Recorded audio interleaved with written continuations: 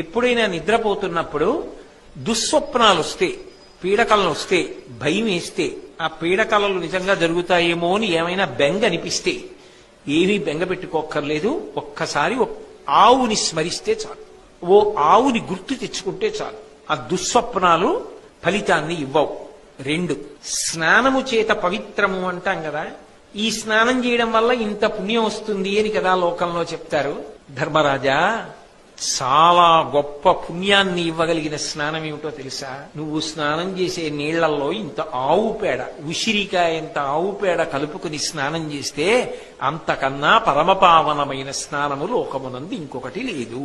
జనముల దుస్వప్నంబులగని గోకీర్తనము చేయగా తద్దురితంబును బరయరు, గోమయయుత వినుతాంబు స్నానము అతి పవిత్రంభనగా. అంతకన్నా పవిత్రమైన స్నానం ఉండదు. అంత గొప్పదు సుమా.